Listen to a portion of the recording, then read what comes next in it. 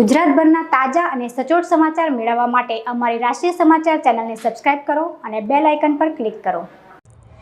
સુરત મહાનગરપાલિકા દ્વારા છેલ્લા થોડા દિવસોથી રસ્તા ઉપર ખાણીપીણી કે અન્ય ચીજ વસ્તુઓની લારી ગલ્લા લગાવી વેપાર કરતા સ્ટ્રીટ વેન્ડરો સામે કડક કાર્યવાહી કરવામાં આવી રહી છે, જેને લઈ મહાનગરપાલિકાની આ કામગીરી સામે આજે સુરતના પાલ આરટીઓ પાસે વેન્ડર દ્વારા અનોખો વિરોધ પ્રદર્શન કરવામાં આવ્યું હતું।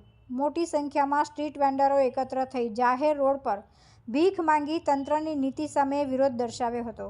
સુરત મહાનગરપાલિકા અંતર્ગત આવતા જાહેર માર્ગો અને વિસ્તારોમાં રોડ રસ્તા અને સાઇડ પર વેપાર કરતા સ્ટ્રીટ વેન્ડરો સામે જીરો દબાણ હેઠળ કડક કાર્યવાહી કરવામાં આવી રહી છે, જેને લઈ રસ્તાઓની સાઇડ પર વેપાર કરતા નાના વેપારીઓની હાલત કફોડી બની છે, જેને લઈ આજે પાલ આરટીઓ ફૂડ વેન્ડર અને છૂટક વેપારી દ્વારા પાલ આરટીઓ રોડ ખાતે મોટી સંખ્યામાં એકત્ર થઈને અનોખો વિરોધ કર્યો હતો।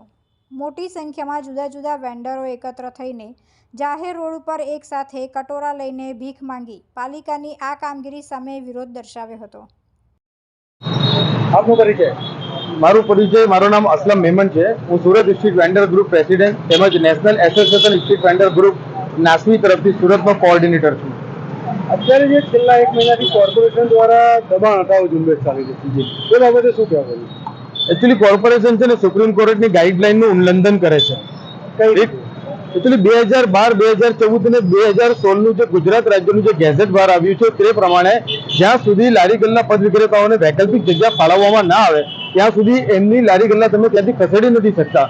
અને ત્યારબાદ નરેન્દ્રભાઈ મોદી દ્વારા અમને લોકોને 10,000, 20,000 અને 50,000 રૂપિયાની સહાયતા કરી આપવામાં આવી છે, ડિજિટાઇઝ કરી આપવામાં આવ્યા છે, 100 રૂપિયાનું કેશબેક પેમેન્ટ આપવામાં આવે છે દરેક લારી ગલ્લાવાળાને, અને એમને સ્થાયી કરવા માટે કાર્ડ વિતરણ જેવા કાર્ય કરવામાં આવે છે ભારત સરકાર તરફથી।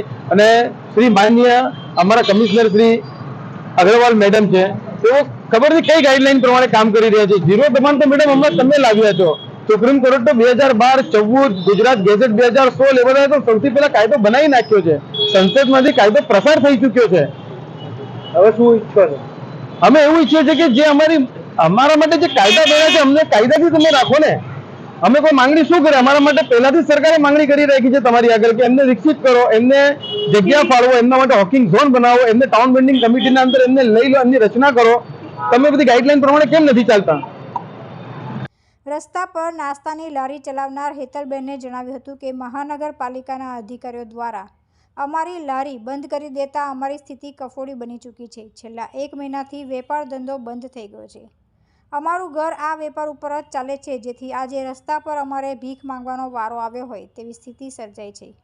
અમે ઓછું ભણેલા છે, અમને આના સિવાય બીજું કાંઈ આવડતું પણ નથી। અમારું આર્થિક બળ છીનવાઈ ગયું છે। અમારી માંગ છે કે અમને રસ્તા પર વેપાર માટે લારી ના મૂકવા દો તો વાંધો નહીં, પરંતુ કાયદાકીય જે પણ થઈ શકતું હોય તે રીતે અમને જગ્યા ફાળવીને ધંધો કરવા માટે છૂટ આપવામાં આવે।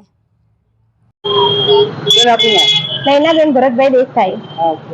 કેટલા વર્ષથી શું કામ સાથે જોડાયેલા છો? મારી 15-16 વર્ષથી લારી ચાલે છે પરાઠાની। અચ્છા, હવે શું સમસ્યા થઈ છે છેલ્લા એક મહિના? અમારે એક મહિનાથી કોર્પોરેશન વાળા આવીને અચાનક જ આવીને બંધ કરાવી દીધું છે બધું। આજનાથી ઘર ચલાવવામાં શું તકલીફ પડે છે અને બીજી કેટલી બહેનો તમારી આજુબાજુમાં અને ભાઈઓ લારી લગાવતા? અમે જે લગાવીએ છીએ પાલ આરટીઓ અને ડુંગર રોડ પર લગાવીએ ત્યાં નહીં તો 150 થી 200 બહેનો છે, અને અમે બધી બહેનો આવાસોમાં રહીએ છીએ, અને અમે બધા બહેનો લારીઓ પર લોન લીધી છે, એટલે અમને હપ્તા ભરવામાં તકલીફ પડે છે। અચ્છા બેન, આજે કયા પ્રકારનો વિરોધનો કાર્યક્રમ રાખ્યો? આજે અમે એક મહિનાથી બધી જગ્યાએ જઈએ છીએ, અમને કોઈ રસ્તો દેખાયો નથી। શાલિની બેન અમને કોઈ લેડીઝોને સમજ્યા નથી, એટલે અમે આજે ભીખ માંગીને એમનો વિરોધ કર્યો કે અમારી પાસે બીજો કોઈ રસ્તો નથી।